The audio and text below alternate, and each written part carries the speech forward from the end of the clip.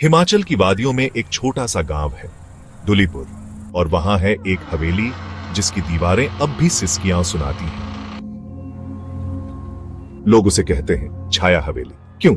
ये कहानी उसी रहस्य की है। भाई साहब, ये हवेली का क्या चक्कर है?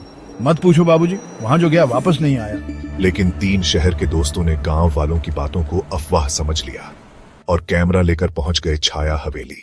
ये ठंडक जून के महीने में।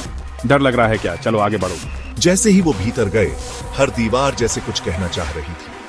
तभी एक पुरानी किताब जमीन पर गिरती है। द शैडोज ओन छाया। जिसने छाया की आत्मा को जगाया वो कभी चैन नहीं पाएगा, पर अगर कोई उसकी पूरी कहानी दुनिया को बताए तो आत्मा को मुक्ति मिल सकती है। बकवास है सब। कमरे में एक पुराना झूला अपने आप हिल रहा था और झूले पर बैठी थी एक परछाई। भागो यहाँ से। पर दरवाजा बंद हो चुका था और परछाइयां दीवारों से बाहर निकलने लगी। छाया की शांति, प्रकाश का वास, सत्य से मिले मुक्ति का प्रकाश। एक पल में सब शांत हो गया, लेकिन कहानी अभी बाकी थी। छाया हवेली की आत्मा माया की है।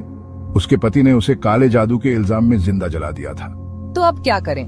उसकी पूरी कहानी दुनिया को सुनाओ, पर अधूरी रह गई तो माया तुम्हें छोड़ेंगी नहीं। माया एक तांत्रिक नहीं, एक विदुषी थी। समाज के डर से उसके पति ने उसे जिंदा जला दिया। उसकी चीखें हवेली में गूंजती रहीं।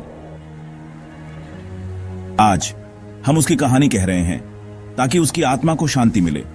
माया, तुझे देखा नहीं, पर तेरा दर्द महसूस किया। राहुल, कुछ हो रहा है। और फिर सन्नाटा।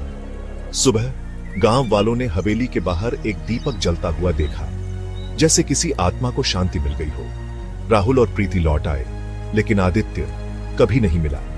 कुछ आत्माएं शांत हो जाती हैं, पर कुछ इंतजार करती हैं। अगर कभी छाया हवेली जाना हो तो ध्यान से जाना, वहां आज भी कोई झूले पर बैठा इंतजार कर रहा है। अगर आपको ये कहानी पसंद आई तो लाइक, शेयर और सब्सक्राइब जरूर करें। ऐसी और डरावनी कहानियों के लिए जुड़े रहें डार्क कैसल के साथ।